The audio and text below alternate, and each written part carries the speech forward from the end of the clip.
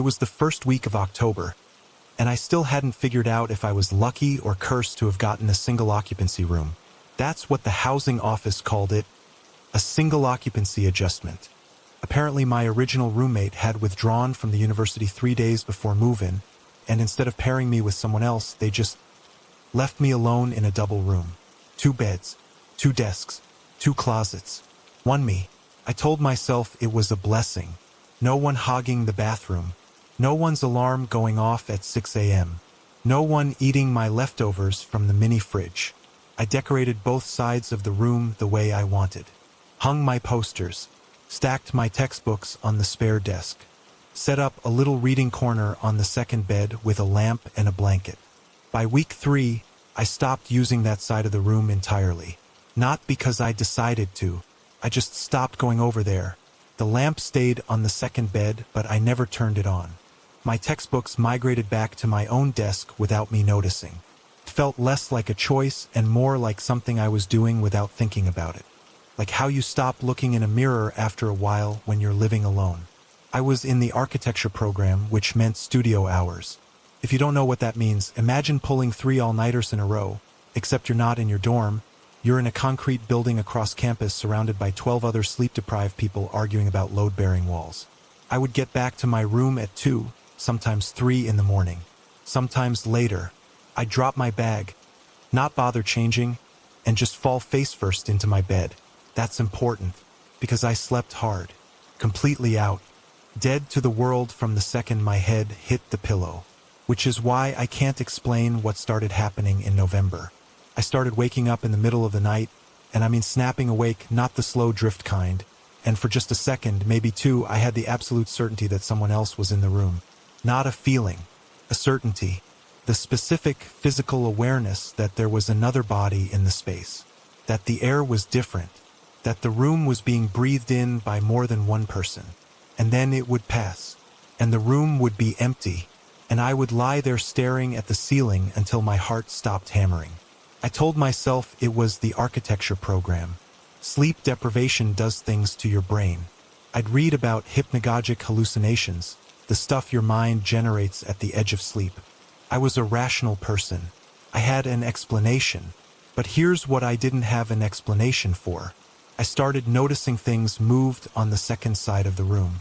Not dramatically. Not in a way I could photograph and show someone and say, look at this.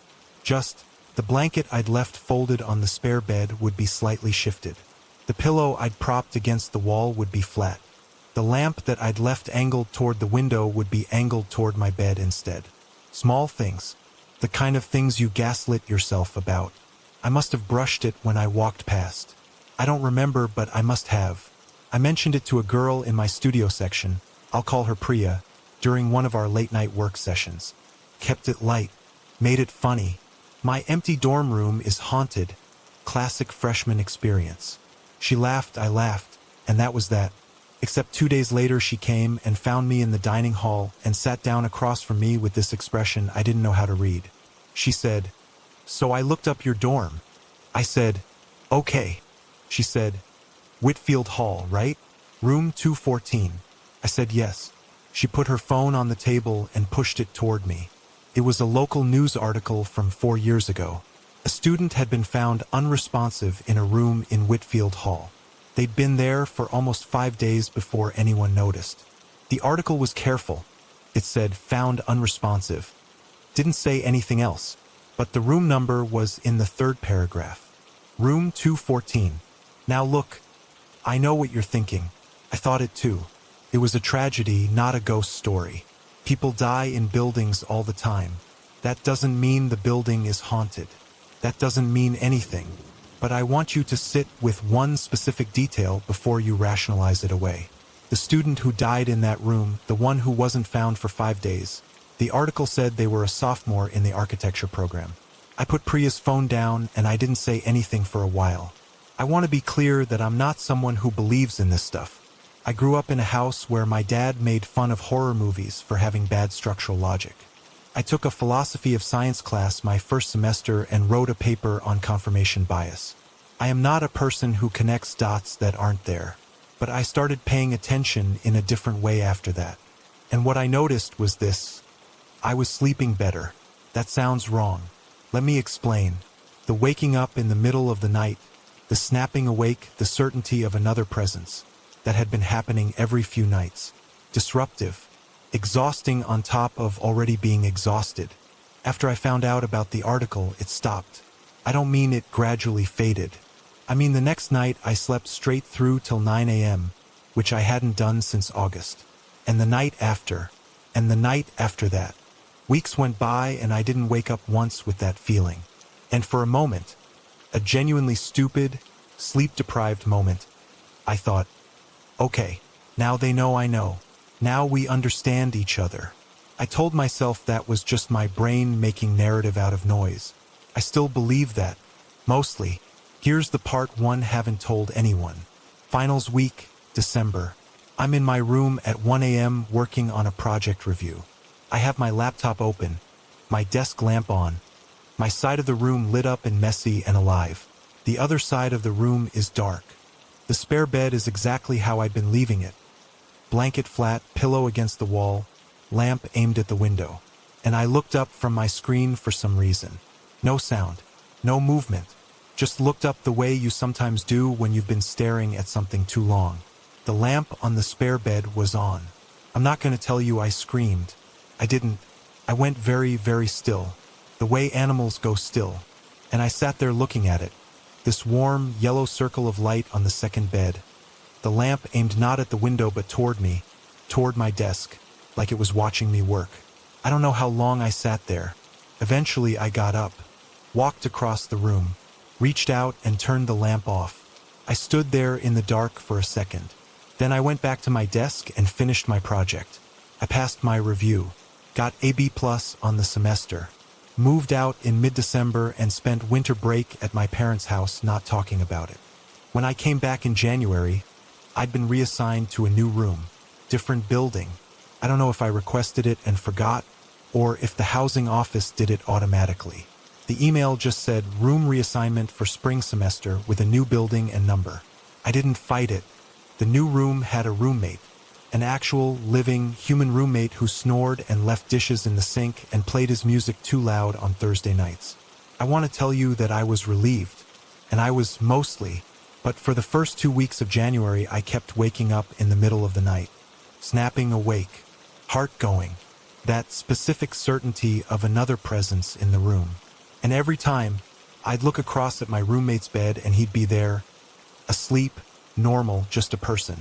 And every time, the feeling would pass. I told myself it was just my body recalibrating, adjusting to having another person nearby after a semester alone. That's probably true. The thing I try not to think about, the thing that I'm telling you now because I don't know where else to put it, is that the waking up in January didn't feel like leftover anxiety from room 214. Felt like something else. It felt like something had followed me across campus, had found its way into a new room and was still there, on the other side of the space, in the corner I didn't look at, just outside the edge of my vision, trying to figure out the same thing I was. Whether it was supposed to be there. Whether any of us are. I transferred to a different university the following fall. I told everyone it was for the program. Better facilities. Stronger faculty. That's true. It's also not the whole story. And sometimes, late at night, when I'm working at my desk and the room is quiet and I've been staring at the screen too long, I still catch myself not looking at the corner, just in case. We never talked about what happened that night. Not once. Not even when we had every reason to. That's the part that still gets me. Not the door itself, not what we saw, not even what we heard coming from behind it. It's that 4 of us witnessed the same thing. And by the following morning we had all silently agreed, without a single conversation, to never bring it up again. Like something had decided for us. Like the option to talk about it had just been quietly removed. I was a junior when it happened. 3rd year, 2nd semester, deep in the kind of winter that makes you forget the sun is a real thing. Our campus was old. Not charmingly old, not brochure old, but genuinely, structurally old in a way that the facilities department was always apologizing for. Pipes that knocked at night. Elevators that stopped on floors you didn't press.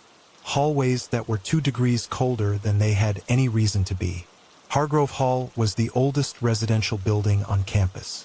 6 floors, built sometime in the 1920s, renovated badly in the 1970s, and then left mostly alone. The kind of building where the updates made it worse. Drop ceilings over original plasterwork, fluorescent lighting over what used to be arched windows, carpet the color of old mustard laid over hardwood floors that creaked underneath it like something breathing. I lived on the 4th floor, room 412. My neighbors were a rotating cast of people I knew just well enough to nod at.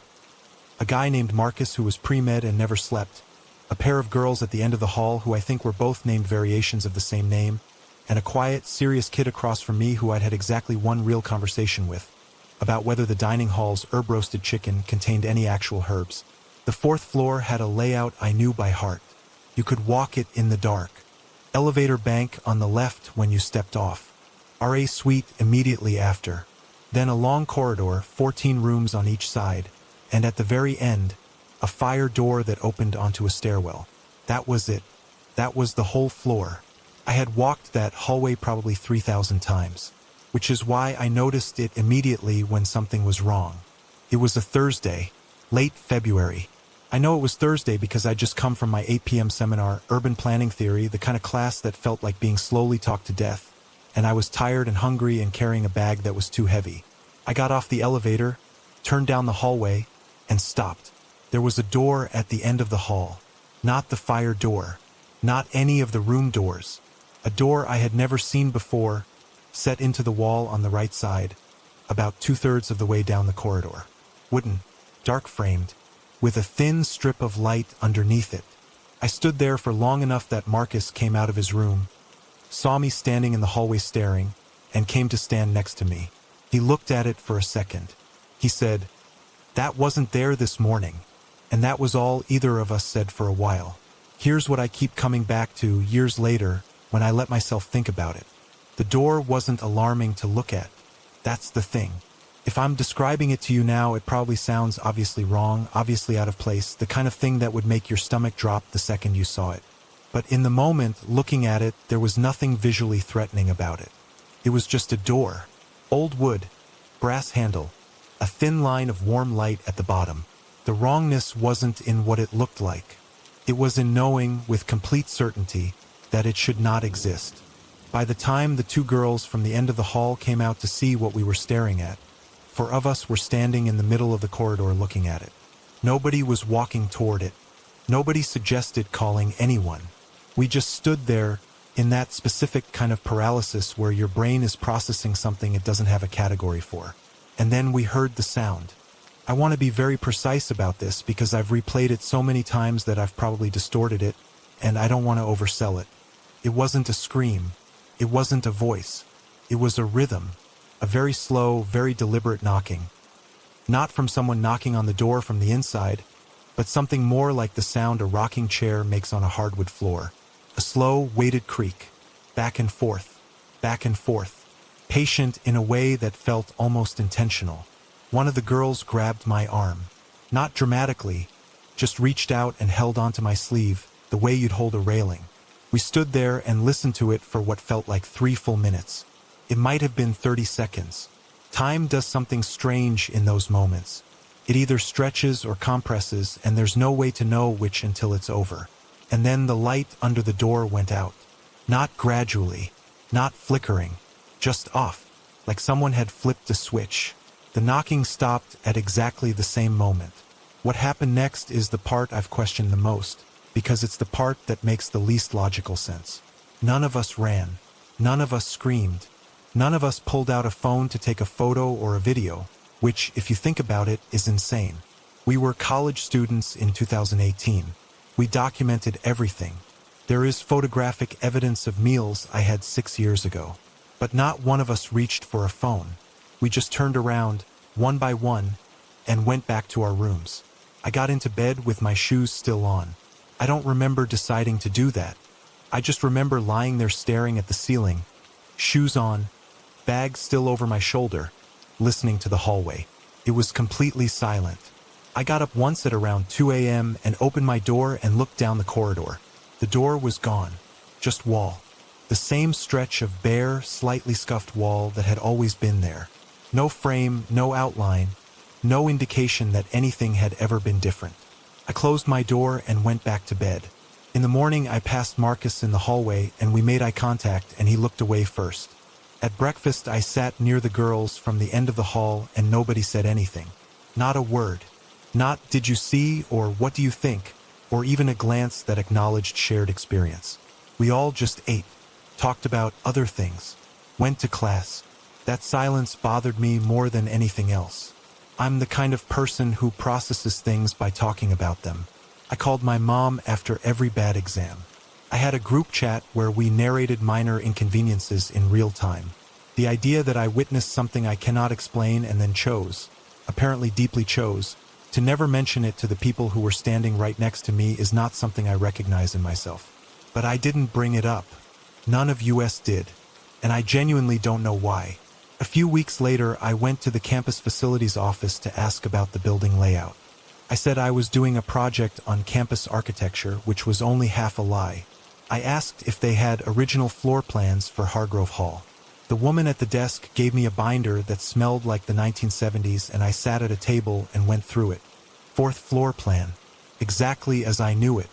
Elevator bank. R8. 14 rooms on each side. Fire door at the end. And there, 2/3 of the way down the right side of the corridor, right where I had seen it, a door. Labeled in small, faded type, storage/do not occupy. It was on the original 1924 blueprint. It had always been there, on paper. I sat with that for a long time. Eventually, I asked the woman at the desk about it. I showed her the blueprint, pointed to the door, asked what had happened to it. She leaned over, looked at it, and said, "Oh, that was sealed up in the 78 renovation. Walled over. There was some kind of issue with the room. I don't know the details, it was before my time, so they just closed it off." I asked what kind of issue. She said she didn't know. Looked at me like the question was slightly strange. Said the records from that period were incomplete. I thanked her and left. I still think about what incomplete means in that context. Whether it means the paperwork was lost. Whether it means the paperwork was removed. Whether it means someone, at some point, decided that whatever had happened in that room was better left undocumented. The door was sealed in 1978, walled over. It should not have been visible. It should not have had light coming from under it. It should not have been making sounds. I graduated the following year. I've been in a lot of buildings since then. Old ones, new ones. Ones with strange layouts and unexplained cold spots and elevators that behave badly. I don't look at walls the same way anymore. Not because I think every wall is hiding something. Just because now I know that some of them are. And whatever is on the other side learned, a long time ago, that the best thing it can do is wait. She warned me before I moved in that the previous tenant had left some things behind. Not furniture, not boxes. She was specific about that when I asked. She said, and I remember this exactly because it struck me as an odd thing to say, "Not things you can see." I laughed. She didn't. She handed me the keys and told me the hot water took 4 minutes to come through and that the upstairs neighbor had a dog that paced at night. And then she left, and I stood in the middle of my new off-campus apartment with a duffel bag and that sentence sitting in the back of my head like a splinter. I was a sophomore. It was late August, 2 weeks before fall semester. I'd gotten the apartment through a subletting group on the university's housing board, one of those listings that's almost too good, slightly under market, available immediately, the kind of thing you respond to within 10 minutes because you know 12 other people are looking at the same post. The previous tenant had left mid-lease for reasons the landlord described as personal. The apartment was clean. The light was good. I took it. Her name, the girl who'd lived there before me, I only knew from a piece of mail that arrived the second week of September. I put it on the counter meaning to write "return to sender" on it and never did. It just sat there. I'd see it every morning. After a while, it felt less like a piece of mail and more like a reminder that I was living inside someone else's story. The first strange thing happened 3 weeks into the semester. I want to be careful here because the first strange thing, taken alone, isn't strange at all. I was in the library, 4th floor, the graduate section, quiet enough that you could hear the ventilation system cycling, working on a paper that was due at midnight. My phone was face down on the table. I turned the volume off. I always did in the library. I flipped it over to check the time and saw I had a voicemail. That alone isn't unusual. But I didn't recognize the number. No area code I knew. And the timestamp said the voicemail was 4 hours and 11 minutes long. 4 hours and 11 minutes. I sat there looking at that number. Nobody leaves a 4-hour voicemail. It was obviously a pocket dial. Someone had called me accidentally, slipped the phone into a bag, and it had just recorded whatever followed. It happened. It was annoying. I almost deleted it without listening. I don't know why I didn't. I put one earbud in and pressed play and held the phone to my ear under the table like I was doing something I shouldn't be. The first thing I heard was wind, or something like wind, a low, even background noise like a phone sitting in a bag or a pocket with fabric rubbing against the microphone. Then footsteps. Slow, unhurried. The sound of someone walking without particular destination. I skipped ahead. 15 minutes in. Same thing. Walking. That low ambient noise. Occasionally the creak of what sounded like a door or a floorboard. I skipped to an hour in. Still walking, but quieter now. And then, for the first time, a voice.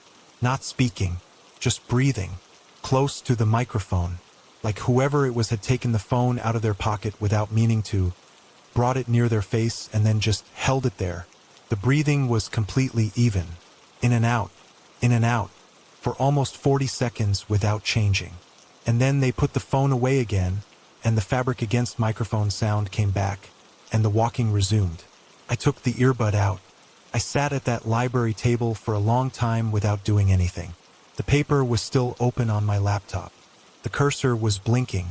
Outside the window, the campus was doing what it always did at 9 p.m. in September. Still warm, still lit, students crossing the quad with their bags and their coffees. The ordinary machinery of university life grinding forward. I should have deleted the voicemail. I know that. I know that's what a rational person does with a 4-hour pocket dial from an unknown number. You delete it, you move on, you write your paper, you go home. Instead, I saved it. I went home that night and I looked up the phone number. Not in any sophisticated way, I just typed it into a search engine, the way you do when you're curious and slightly unnerved and not ready to admit to yourself that you're actually scared. Nothing came up. No name, no location. The area code was from a state 3,000 miles away. That meant nothing. People kept old numbers. Numbers traveled. It meant nothing. I went to bed and didn't sleep well and told myself it was the paper deadline and the coffee I'd had too late.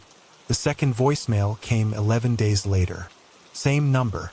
This one was 6 hours and 40 minutes long. I almost didn't listen. I made it through 30 seconds and then put my phone face down on the kitchen counter and stood there with my hands flat on the tile, breathing deliberately, thinking about whether I actually wanted to do this. Here's the thing about dread, real dread, the kind that isn't fun, the kind that doesn't feel like excitement wearing a Halloween costume. It doesn't make you freeze dramatically. It makes you very calm and very quiet, like your body is trying not to attract attention. That's what I felt standing in my kitchen. A stillness that wasn't peace. I listened to 40 minutes of the second voicemail. The walking was back. But this time, about 20 minutes in, I heard something else. A second set of footsteps. Behind the first. Not matching the rhythm, slightly out of sync, slightly delayed, the way an echo isn't quite an echo. The first set of footsteps slowed down. The second set didn't. And then there was a sound I have not been able to identify to this day. Not a voice. Not a mechanical sound. Something between the two. A low, fluctuating tone. Almost like a note being hummed by someone who didn't know they were doing it. Rising and falling without pattern. Lasting maybe 10 seconds. And then the first set of footsteps stopped completely. Silence. Long enough that I thought the recording had ended. Long enough that I pulled the phone away from my ear to check. Still recording. 47 seconds of silence. And then the footsteps started again. Faster now. And the second set was gone. I deleted both voicemails. I want to be honest about something. The thought I had after deleting them, the thought I've tried to argue myself out of 100 times, was not about ghosts or stalkers or anything cinematic. The thought was much simpler and much worse. The thought was, someone was walking home and didn't make it. I went back to the housing board the next day and looked up the original listing for my apartment. Still there, archived. Posted in late July. One photo of the living room. 3 lines of description. And at the bottom, the contact name for the lease handover. The name matched the piece of mail on my counter. I stood there in the middle of the housing office with my laptop open and typed her name into a search engine. The third result was a university missing persons notice. Posted August 3rd. She had been reported missing by her family after failing to return home at the end of the previous semester. The notice said she was last seen on campus in late May. It said anyone with information should contact campus security. It was currently September. She had been missing for 3 months before I moved into her apartment. I sat down on a bench outside the housing office and didn't move for a while. The campus kept happening around me. Bikes and backpacks and someone laughing loudly about something on their phone. And I sat in the middle of it feeling like I was behind glass. I reported the voicemails to campus security that afternoon. I explained what I'd heard. The officer I spoke to was polite in the way that people are polite when they're deciding how seriously to take you. He took my number, said someone would follow up. Nobody ever followed up. I called the unknown number once. Only once. Late at night, 2 weeks after I'd reported the voicemails. Sitting on the floor of my apartment with my back against the bed and every light in the place on. It rang 4 times. Then a recording.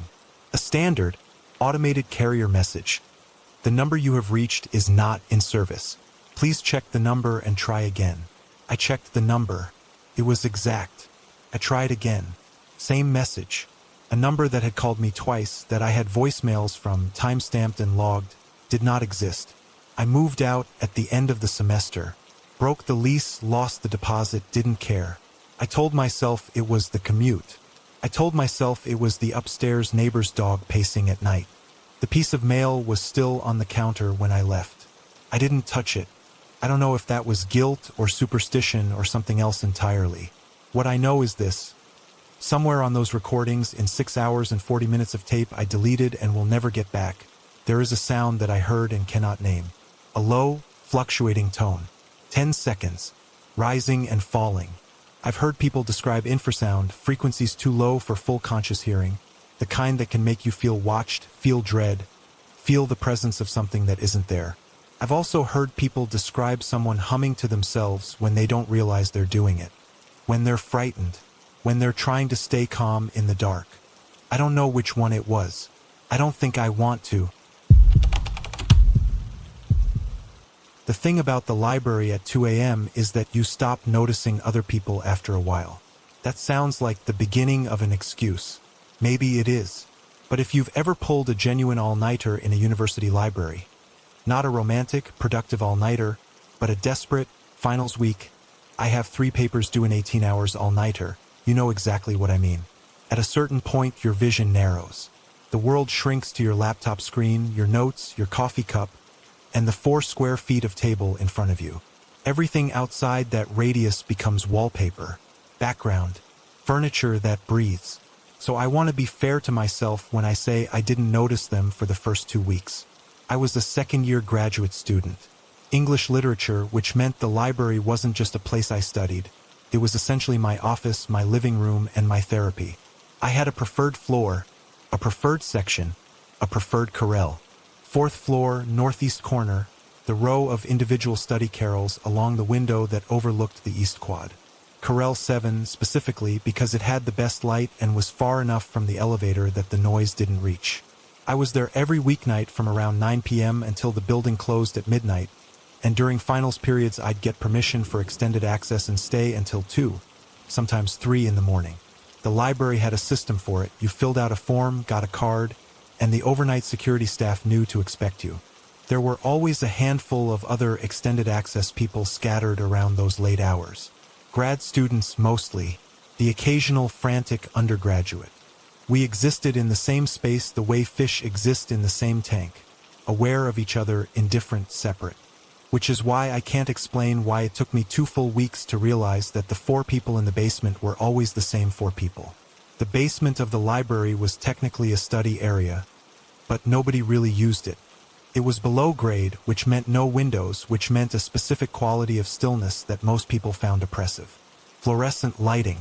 Round tables with those plastic chairs that make noise every time you shift your weight. The kind of space that a facilities department puts furniture in and calls finished. I only went down there to use the bathroom, which was the only one accessible during extended access hours. And every time I went, every single time across 2 weeks of late nights, there were 4 people sitting at the same table in the far corner. Same seats, same arrangement, 2 on one side, 2 on the other. Always with books open in front of them, always with that posture of active study. Heads angled down, the occasional turn of a page. Never laptops, always books. Never coffee cups or snack bags or the usual debris of late-night studying. Just 4 people and their books and the fluorescent light pressing down on all of them. I didn't think anything of it for 2 weeks. Study group, consistent people. Some students were creatures of intense habit. I was one of them. What made me actually pay attention was something small and stupid. I went down to the bathroom on a Wednesday night at around 1:30 a.m. I was half delirious from 6 hours of continuous reading, and as I passed their table I knocked my water bottle against a chair and it clattered on the floor, loud in the silence, and I grabbed it and looked up automatically to do the apologetic grimace you do when you make noise in a library. All 4 of them were looking at me, not the quick, reflex glance of people startled by a sound. They were already looking, all 4 at exactly the same angle, with an orientation that suggested they had been watching me come down the stairs before I'd made any noise at all. I did the grimace, mouthed sorry, went to the bathroom. When I came back out, they were all looking at their books again. I went back upstairs and sat at my corral and tried to figure out why my hands felt slightly wrong. Why the walk back up the stairs had felt longer than the walk down. I started paying attention after that. Here's what I cataloged over the following week and a half. I know that sounds clinical. It's the only way I know how to talk about it without it sounding like I'm exaggerating. I never saw them arrive. No matter what time I got to the library, they were already there when I went down the first time. I started going downstairs earlier to try to catch the transition, 9:15 p.m. 9 p.m. exactly. Once at 8:50 when I'd arrived early. Always already there. I never saw them leave. On 2 occasions I deliberately stayed in the basement, at a table near the stairs, working on my laptop. The first time I lasted until 2:10 a.m., when security came through to close the building, and they were still there when the security guard came downstairs and said we needed to clear out. I watched them pack up. Slowly, deliberately, each person closing their book in sequence, one after another like a small ceremony, and then they filed past me toward the stairs and I didn't look at their faces directly and I can't tell you why. The second time I stayed in the basement until 1 a.m. and then left before they did. I needed to. I started asking around. Carefully, casually, the academic version of not wanting to seem crazy. I mentioned to another grad student in my department that I'd seen a study group in the basement that seemed to be there every night. Did she know who they were? She said she never went to the basement. Too depressing. I asked one of the overnight security guards, a guy I'd gotten friendly with over months of late nights. He said he wasn't sure, that the basement people kind of kept to themselves, that he just did a sweep at closing and they always cleared out fine. I asked if he knew their names, if they'd signed extended access forms. He looked at me for a second and said he'd have to check. He never brought it up again and I didn't push it. The detail that I keep returning to, the one that I've turned over probably 10,000 times, is the books. On the night I'd knocked over my water bottle and they'd all looked up, I'd had a half-second of clear sight line to the table before I'd looked away. And what I'd registered, without fully processing it in the moment, was that the books in front of them were not library books. No call number stickers on the spines. No library binding. Old covers, the kind of old that means decades, not years. The kind of books you find in the back of a used bookstore in a box labeled MISC. Priced at $1 each because nobody knows what they are. The kind of books that shouldn't be in a university library study area at 1:30 in the morning. I looked up the library's extended access log.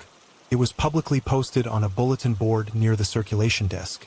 Names and dates, a bureaucratic courtesy so people knew who was in the building after hours. I went through 3 weeks of logs. 4 names appeared every single night. Same 4. Never missing a night, including weekends, including the night of a major snowstorm when the university had sent out a weather advisory and I myself had left early. I looked up the names in the university directory. 3 of them didn't exist. No student records, no faculty listings, no staff pages. Just names on a sign-in sheet attached to no person the university had any record of. The 4th name came up once. In an archived section of the university website, the kind of deep archive that exists because nobody thought to delete it, not because anyone intended it to be found. A memorial page. A student who had died on campus 11 years ago. A photograph. I looked at that photograph for a long time. I'd never seen his face clearly. I'd always looked slightly away. But there are things you register without meaning to, a particular way of sitting, the angle of a shoulder, the way a person holds still. I closed the laptop. I went back to the library one more time after that. Not to study. I told myself I just needed to return some books. I went downstairs and the table in the corner was empty. Just 4 chairs, slightly pulled out from the table, at angles that suggested they'd been occupied recently. On the table, perfectly centered, was a book. Old cover. No call number sticker. I stood 6 feet away from it and did not pick it up, and I could not read the title from where I was standing. I left the books I'd come to return on the nearest table and went back upstairs and signed out and didn't go back to that library for the remaining 3 weeks of the semester. I finished my degree the following spring. Different library, different chorale, different late nights. I never found out what they were studying. I never found out how their names got on that log. I never found out if the security guard checked, or what he found when he did, or why he never mentioned it again. What I know is that the basement table seats exactly 4 people comfortably, and that every time I walked past them on the way to the bathroom and back, I had the specific physical sensation of being studied.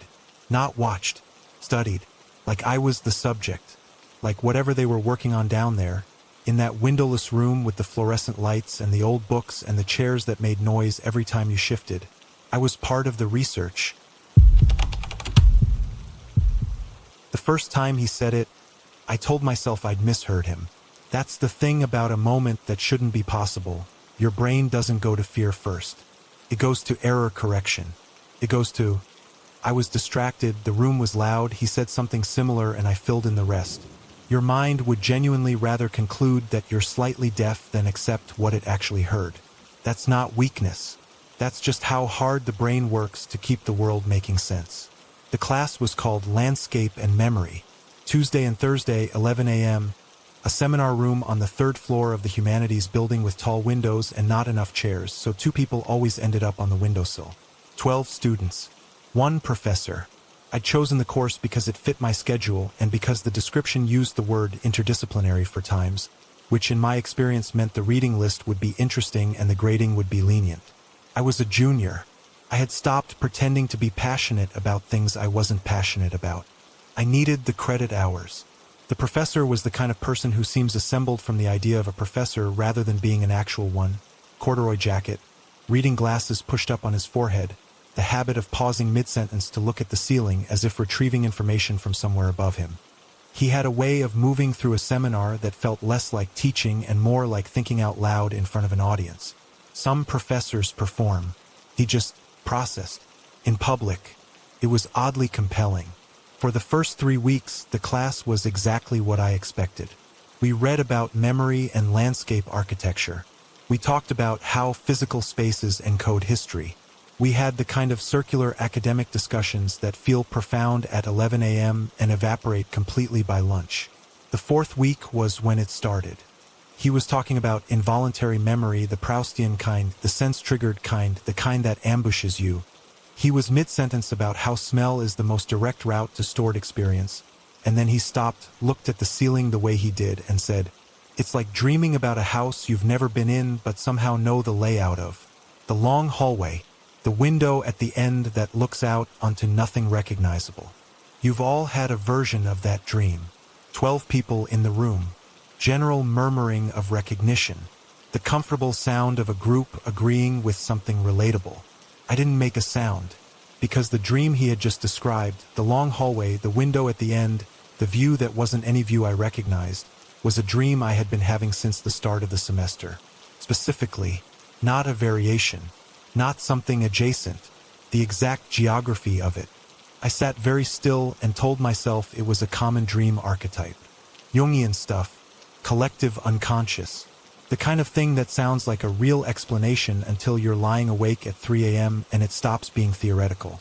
I let it go, or I tried to. The second time was 2 weeks later.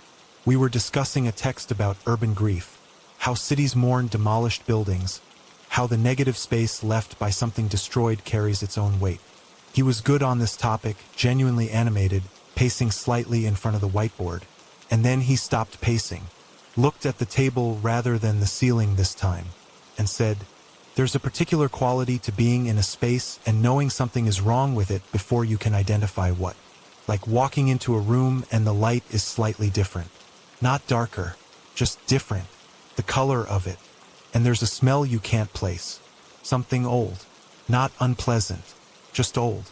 And the feeling that the room is larger on the inside than it should be." He moved on immediately, back to the text, back to urban grief and demolished buildings and the seminar rolling forward.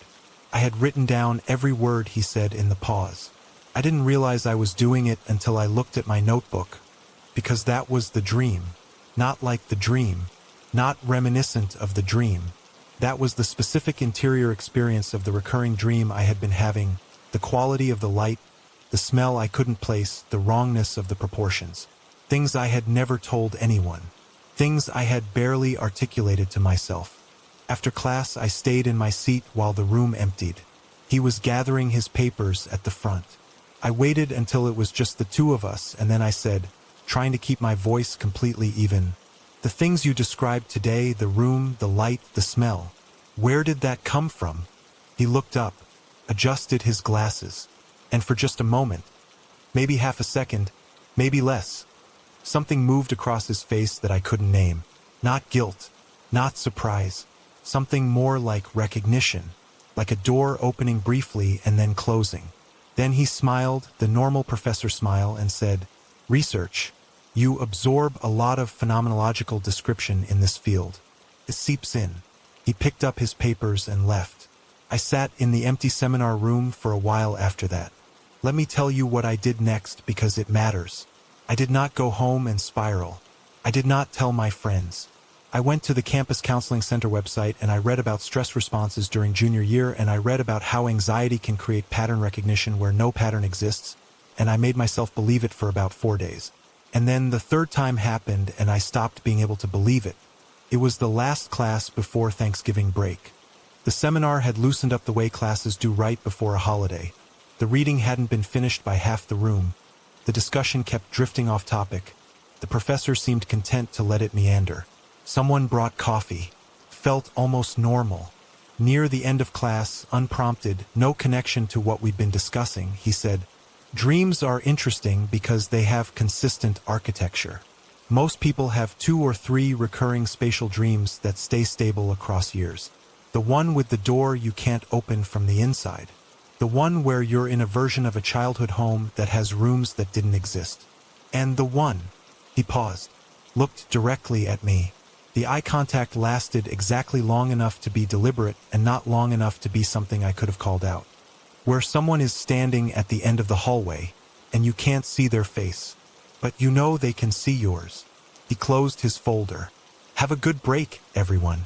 People started packing up, talking about travel plans and family and the dining hall's pre-holiday meal. The normal, warm machinery of a class ending before a holiday.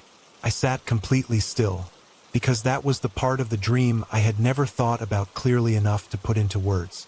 The part one had been aware of but hadn't examined. The figure at the end of the hallway, at the window that looked out onto nothing. The reason the dream left me with the feeling it did when I woke up. I had not consciously articulated it to myself. I had not written it down. I had not told a single person. He had just described it, in front of 12 people, looking at me.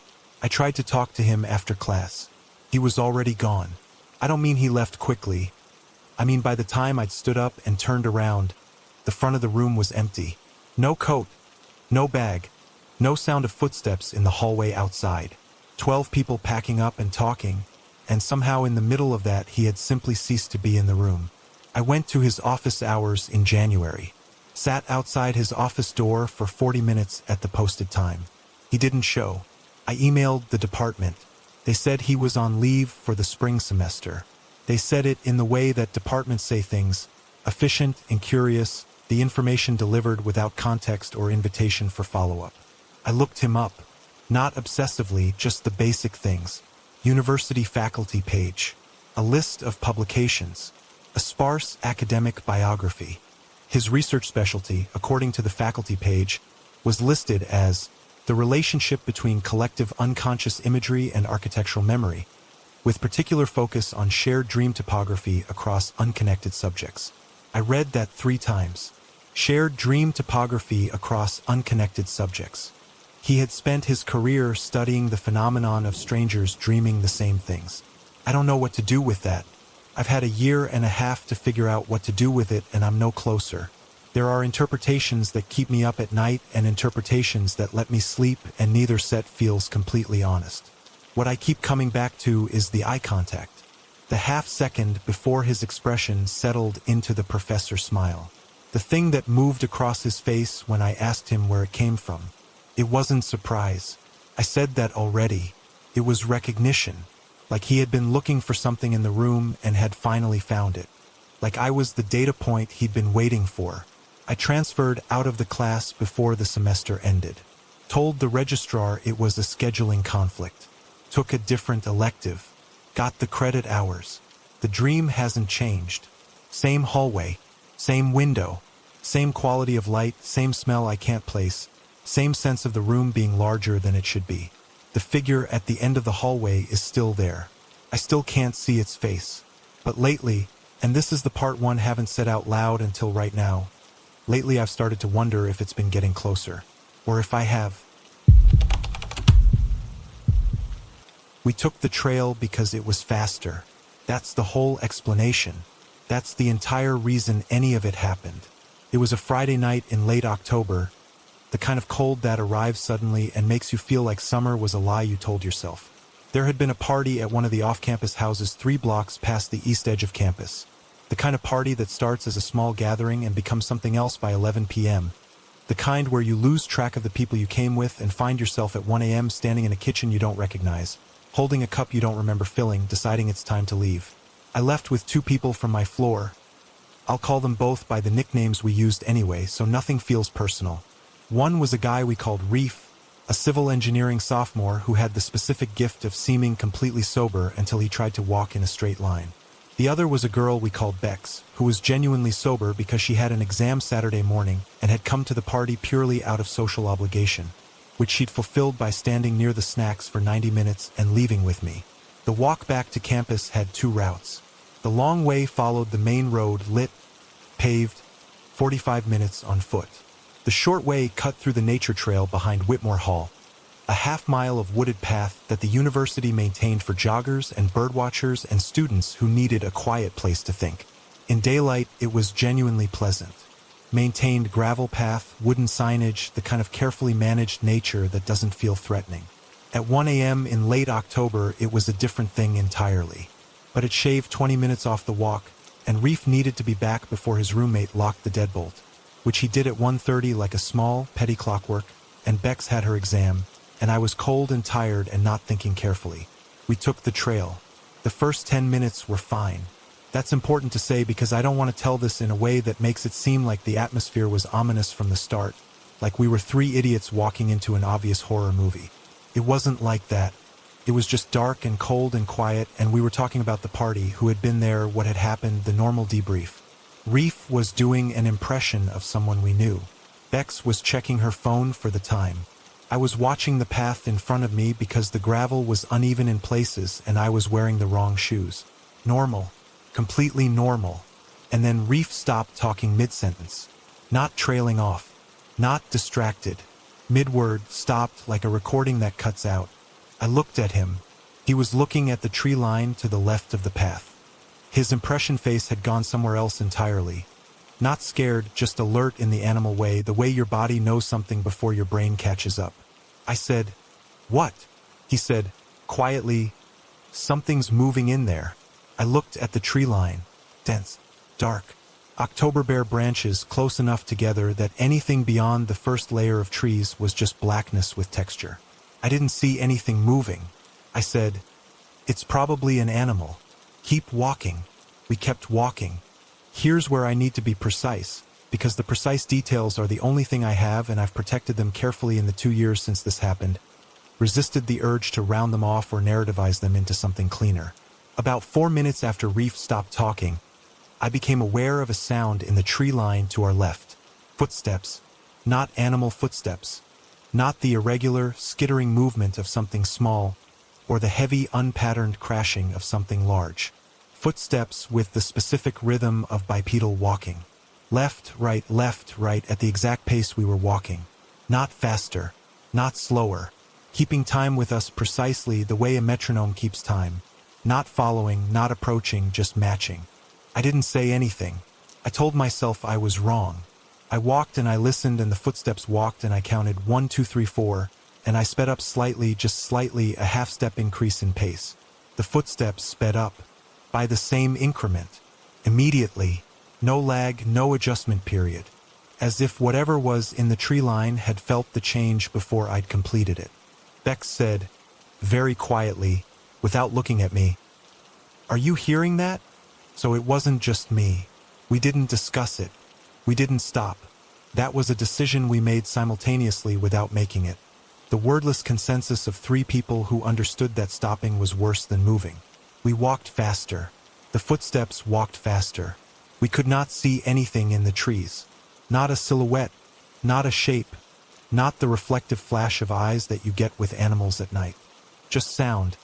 Perfectly paced. Moving with us through the dark. Reef had gone completely sober in the way that danger sobers people. He was walking between me and the tree line now, which I noticed without commenting on, which felt like the right thing to do. We were maybe 3 minutes from the edge of the trail, 3 minutes from the path that came out behind Whitmore Hall, from the campus lights, from the ordinary lit world, when it stopped. Not slowed. Stopped. We were mid-stride and the footsteps simply ceased. We didn't stop. We kept walking, faster now, and the only sound was our own feet on the gravel and our own breathing and the wind doing what wind does in bare October branches. We came out of the trail behind Whitmore Hall. Campus lights. Brick buildings. A single other person visible in the distance, walking toward the main quad. We stood at the edge of the path for a moment and none of us said anything. Then Reef said, "I need water." And we walked to the dorm. We didn't talk about it that night. We got back, we went to our rooms, and I lay in my bed and listened to the building settle and tried to construct explanations. Another person on the trail, walking parallel to us through the trees. A sound that I was interpreting as footsteps because my brain was primed for threat. Acoustics of the tree line bouncing our own steps back at us in a way that seemed external. All of those explanations have a problem. The problem is the stopping. If it was another person walking parallel to us, they stopped walking at exactly the moment we exited the tree line. Not when they reached the end of the trees. At the moment we did. As if their reason for moving was our movement, and when our movement brought us somewhere safe, the reason ended. If it was acoustic reflection, our own footsteps didn't stop. We kept walking. The reflection should have continued. I went back to the trail 3 days later. In daylight, alone, which I recognized was not a wise decision but felt necessary in the specific way that things feel necessary when you need to prove to yourself that you're rational. I walked the full length of it. Looked at the tree line. The undergrowth on the left side was dense. Blackberry thickets and dead fern, the kind of ground cover that would make walking quietly almost impossible. Whatever had been moving through there had been doing it without catching on anything, without the sounds of branches or brush. And I found one thing. I wasn't looking for it. I almost stepped on it.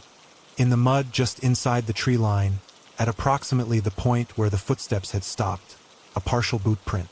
Deep pressed, larger than mine, pointing not in the direction of travel but toward the path, toward where we had been walking, not moving parallel to us, facing us. I took a photo. When I got back to my room, I looked at it on my laptop, zoomed in, stared at it for a long time. Then I thought about the fact that I had walked that same stretch of trail, same time, same route, 3 weeks before the party. Alone, with headphones in, And I thought about whether the footsteps had been there then and I'd just been unable to hear them. That thought sat in my chest like a stone for about a week. I told Bex what I'd found. She looked at the photo. She was quiet for a moment. Then she said, "You know what I keep thinking about?" I said no. She said, "It stopped when we got to the lights. Not before. Not when we sped up. When we reached the lights." She handed my phone back. Like it knew where it could and couldn't go. I haven't taken the trail at night again. I haven't taken it alone in daylight either, if I'm being completely honest. I tell people it's because the long way is better exercise. That's a lie, and it's the kind of lie you tell so many times it starts to feel like a memory. Reef transferred at the end of the year. Different university, different state. We stayed in occasional contact the way you do with people you've shared something with that neither of you want to name. He texted me once, 8 months later. No context. No se tu. Just, "Do you still think about the trail?" I typed back yes and then deleted it and put my phone face down and didn't respond for 2 days. When I finally replied, I said, "Sometimes." "You?" He said, "I took a trail like that at my new school last week." He said, "I think it found me." I don't know if he was joking. I've decided, for my own sake, to believe that he was. The room smelled like someone still lived in it. Not in the way that rooms smell when they've been closed up too long, that stale, depersonalized smell of circulated air and dust. The opposite of that. It smelled lived in, occupied, like someone had been there recently enough that their presence was still in the air. A faint trace of something warm, something personal, the olfactory equivalent of a shape in a mattress that hasn't had time to return to flat. I noticed it the first day and told myself it was just the previous tenant's stuff. Makes sense. Someone had lived in this room for a full academic year before me. Of course it smelled like them. Of course traces remained. I stopped noticing it after about a week, the way you stop noticing most things that are consistently there. That was my first mistake. It was the summer session between my junior and senior year. I'd stayed on campus to take 2 courses and work a part-time research position in the geography department, and rather than keeping my regular dorm room, I'd been reassigned to an off-campus house the university maintained for summer students. A Victorian-era building 3 blocks from the main quad that the housing office called a residential annex, and that everyone else called the Pale House, because it was painted a white so aggressively bright it looked slightly wrong under direct sunlight, like a tooth that's been over-whitened. The house had 4 bedrooms. I was the only one there for the first 2 weeks of June because the other summer students didn't arrive until the second session. 4 bedrooms, 1 bathroom, a kitchen that smelled like the previous decade, and me. I was fine with it. I needed the quiet. I had a research paper due in July and a professor who communicated primarily through disappointed silences. My room was the one at the back of the 2nd floor. Whoever had sublet it during the spring semester had cleared out their obvious belongings. Clothes, books, the usual, but had left the room in the way that people leave rooms when they leave quickly. A coffee mug on the windowsill that I assumed was abandoned. A cork board on the wall with a few remaining pins in it, the kind left behind when you pull down whatever was pinned there without removing the hardware. A closet with wire hangers and the particular emptiness of a space that held things recently. I added my own layer on top of theirs. Unpacked, made the bed with my own sheets, put my books on the desk, established the minor territories of habitation. Within a few days it felt enough like mine that I stopped thinking about whoever had been there before. Until I found the photographs. It was the 2nd week of June. I was looking for an extra blanket because the house's air conditioning ran cold at night and I'd packed for summer. I pulled the closet's upper shelf forward. One of those deep, awkward shelves that you need to reach up and back to access properly. And instead of a blanket, I found a shoebox. Heavy, sealed with a rubber band that had dried to brittleness and snapped when I touched it. I opened it because of course I did. You find a sealed box in a room you're living in, you open it. It was full of photographs. Printed ones, not phone prints, not the cheap drugstore variety, but developed photographs, the kind someone had taken seriously. Rectangular, high contrast, black and white. All of them were of the same street corner. I don't mean they were from a similar location. I mean they were of exactly the same intersection, the same 2 street signs visible in the upper portion of each frame, the same storefront on the left, the same fire hydrant on the right, the same cracked section of sidewalk in the foreground. Taken across different times.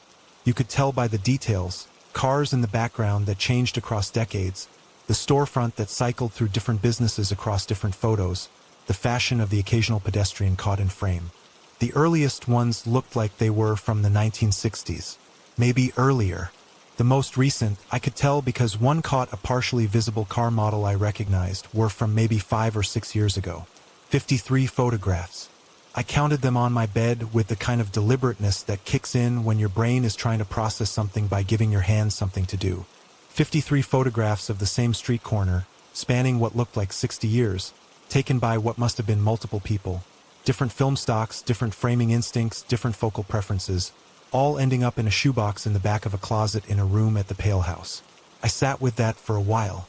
The logical explanation assembled itself quickly, the way logical explanations do when you need one. Photography project. Multiple contributors.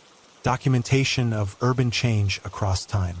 Some kind of academic exercise or artistic collaboration that had lived in this room and been left behind accidentally. Reasonable. Completely reasonable.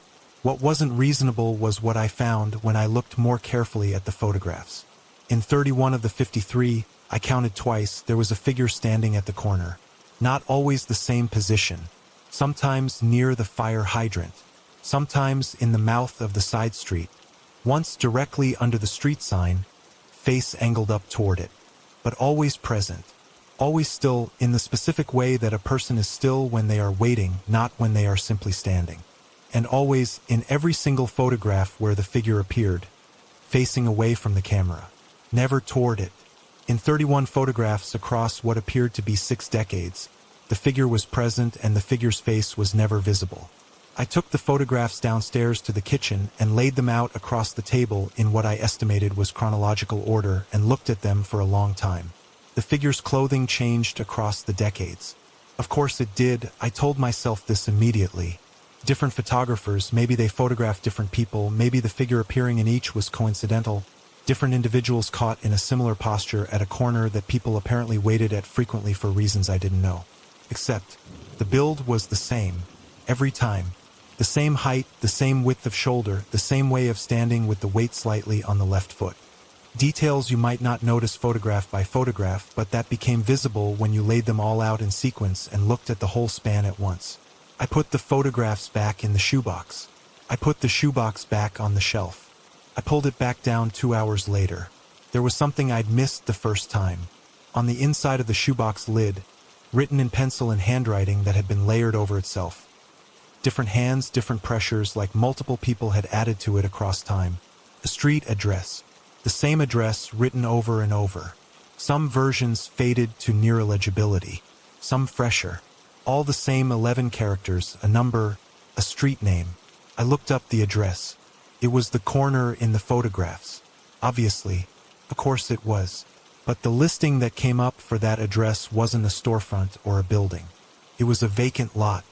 Had been a vacant lot, according to city planning records, since 1987, when the building that had stood there was demolished. The building that had stood there before 1987, I found this in a local history database the university library subscribed to, had been a residential hotel. The kind that rented weekly. The kind that housed people with nowhere more permanent to be. The building had been demolished because of a fire.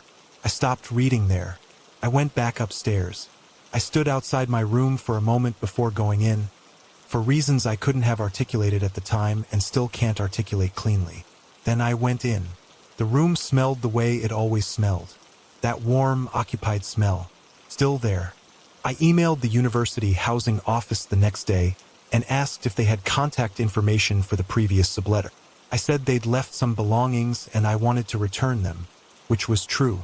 The housing office replied that the previous subletter's contract had ended in April and that they had no forwarding information on file. I asked who had been in the room before that subletter. They said records before the current academic year weren't accessible through standard channels and I'd need to submit a formal request. I submitted the formal request. I never received a response. At the end of the summer session, I packed my things and did what you do when you leave a temporary space.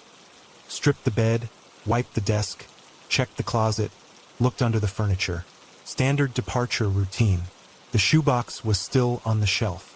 I put it back and left it there, and I left it there again when I moved out because it was not mine and I had nowhere to bring it, and because, and this is the honest part, the part one don't dress up, I didn't want to touch it again. What I took instead was one photograph. I don't know why. I just slipped it into my bag when I was packing without deciding to. The one I took was the most recent. The one with the car I'd recognized in the background. 5, maybe 6 years old. The figure at the corner. Weight on the left foot. Facing away. I've looked at that photograph probably 200 times in the 2 years since. Last month, I was helping a friend move into a new apartment. Unloading boxes, taking things up the stairs, the ordinary labor of relocation. I was in the building's entry hall catching my breath when I saw the name board. The little brass plate directory that old apartment buildings have. One name per unit. I wasn't looking for anything. I was just standing there. One of the names on the board matched the handwriting on the inside of the shoebox lid. Not the address. The handwriting. I recognized it the way you recognize something you've spent enough time looking at. Not by analysis, by familiarity. The particular shape of the letters. The way the 7s were crossed. I stood in that entry hall for a long time. My friend came downstairs and asked if I was okay. I said yes. I picked up a box. I went upstairs.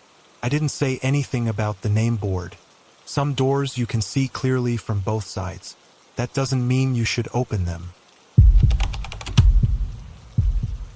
Nobody talked about it until the 4th time it happened. That's the part one find hardest to explain to people who weren't there. Not the dream itself, not what it contained, not even the fact that we were all having it. The hardest part to explain is the silence. For people living in adjacent rooms, sharing a bathroom, eating breakfast together 3 mornings a week, and not one of us said a word for almost 6 weeks. Like we were all waiting for someone else to go first. Like saying it out loud would make it into something we couldn't unmake. It was spring semester. 2nd floor of Callaway Hall, the newer dorm on the north side of campus that wasn't actually new. It had been called new when it opened in 1994, and the name had just stuck the way names do on campuses, calcified into permanent unofficial designation. The 4 of us had landed on the same floor by the ordinary randomness of housing assignments. We weren't a friend group exactly. More like people who had achieved a comfortable familiarity through proximity. We knew each other's schedules. We knew who showered at what time. We knew whose packages to accept at the door. We did not know, for 6 weeks, that we were all dreaming the same dream. I was the one who finally said something. Not because I'm brave or particularly communicative, if anything I'm the opposite, but because I reached a point where not saying it felt more dangerous than saying it. Like keeping it contained was costing me something I couldn't afford to keep spending. It was a Sunday morning in early April. We were in the common area at the end of the hall, the one with the busted vending machine and the 2 couches that faced each other. I come down to get coffee and found one of my neighbors already there, sitting with her knees pulled to her chest, looking at nothing specific. I sat down across from her. I said, without any preamble, without any softening, "Are you sleeping okay?" She looked at me. Something shifted in her face. Not surprise, more like relief that had been waiting for a place to land. She said, "No." I said, "Is it a dream?" She said, "Yes." I said, "Tell me what's in it." And she did. And it was mine. Every detail, the same corridor, the same quality of light, the same sense of the floor being slightly uneven underfoot, the same sound in the distance that wasn't quite music and wasn't quite speaking but existed in the register between the two. The same figure at the far end of the corridor that you could see but couldn't approach, no matter how long you walked toward it. The same feeling of the dream, which wasn't fear exactly. It was something more like being expected somewhere and not knowing where. The specific anxiety of a missed appointment you can't remember making. We sat with that for a while. Then I went and knocked on the other 2 doors. By noon, all 4 of us were in the common area. By 1 p.m., we had established, carefully and methodically, the following. We had all been having the same dream since approximately the 2nd week of February. We had all assumed, individually, that it was personal stress, anxiety, the accumulated weight of 2nd semester. None of us had mentioned it because it felt too private, too interior. The kind of thing you don't hand to other people because you don't know what shape it'll be when they hand it back. We talked for 3 hours. Not in a frightened way, in the way that people talk when they've been carrying something heavy and have finally been given permission to set it down. We compared details with the specificity of people building a case. The corridor was always the same length. The light was always the same color. Not warm, not cold, something in the spectrum between, like late afternoon in a room with no windows. The sound in the distance was always approaching and never arriving. The figure was always there and always still. And then one of us, the quietest one, the one who'd said the least across the 3 hours, said, "Mine changed last week." We all looked at her. She said it carefully, the way you say something you've been deciding whether to say. In her version of the dream, the previous week, the figure at the end of the corridor had turned around. Silence. She said she couldn't see its face clearly. The light was wrong, or her dream vision was wrong, or something was wrong in the specific way that things in dreams are wrong without being identifiable as wrong. But it had turned, and it had looked at her, and she had woken up immediately, the snapping awake kind, heart going, the absolute certainty of presence in the room that took minutes to leave. Nobody slept well that night. I think we all knew it without saying it. The second change detail came 4 days later. I was the one who experienced it. I'm not glad it was me. I'd rather it had stayed the same, stayed static and strange and unevolving. The unsettling but manageable dream I'd been having for 2 months. I'd built a kind of tolerance for it. I knew its geography. I knew what to expect. What I didn't expect was the sound being closer. Not distant anymore. Not in the register between music and speech, coming from somewhere down the corridor. Right beside me, as if whatever had been at the far end had crossed the distance I couldn't cross myself, had covered the ground I'd been unable to cover in weeks of dream walking, and was now simply there, adjacent, present, breathing in my ear the way someone breathes when they want you to know they're behind you without turning around.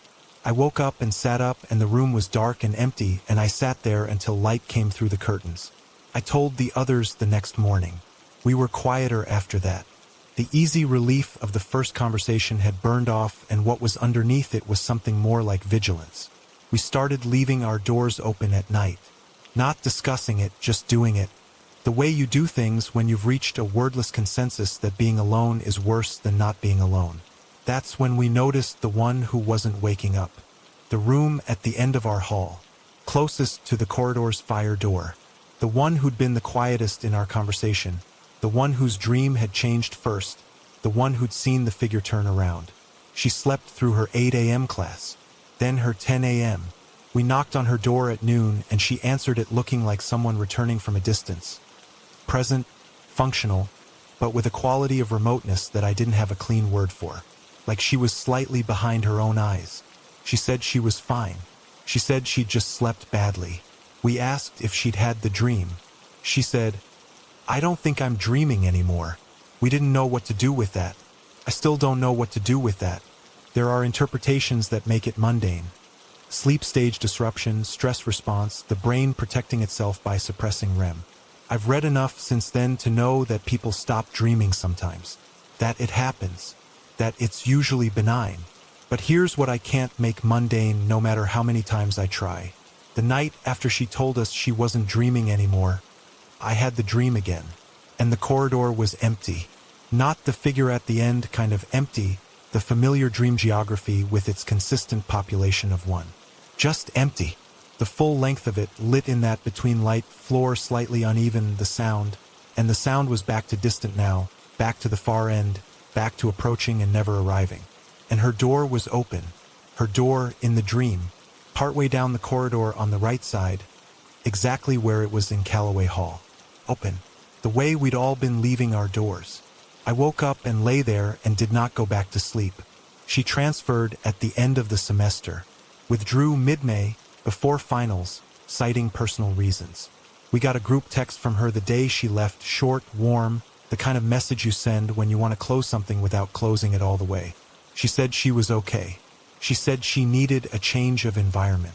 She said she'd be in touch. That was 14 months ago. She hasn't been in touch. I've texted twice. Not desperately, just checking in. The kind of text that says I remember you exist and I'm leaving the door open. Both times the message delivered. Neither time she replied. The three of us who stayed finished the semester. Finished the year.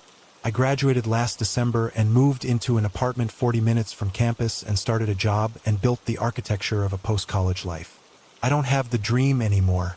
I want to be clear about that because I don't want to end this in a way that's dishonest. The dream stopped around the time she left. All three of us, I've confirmed this, we've talked about it since carefully occasionally, stopped having it around the same time. What I have instead is a different thing. Not a dream. More like a threshold sensation, the moment between awake and asleep, when your body is going one direction and your consciousness is still catching up. In that moment, sometimes, I have the feeling of a corridor. The between light, the uneven floor, and the sound. Still distant, still approaching, still not arriving. I don't know if it's residue. I don't know if it's memory. I don't know if the thing that was at the end of the corridor found what it was looking for when it turned around and looked at her. Or if it's still there, patient in the way that things in dreams are patient, with no concept of time, no concept of waiting, just a permanent readiness for the moment you close your eyes and the corridor becomes real again. I leave my bedroom door open at night. I don't know why. I just haven't been able to stop. That's it. That's all 8. If these stories got under your skin, if you're sitting there with that specific feeling of not wanting to look at the corner of the room, that's exactly where we live. This channel, Unheard Fears, exists for the stories that don't make the news, don't get explained away, and don't leave you the same way they found you. Subscribe if you want more. Turn on notifications if you're brave enough. And the next time something happens that you can't explain, you know where to find us.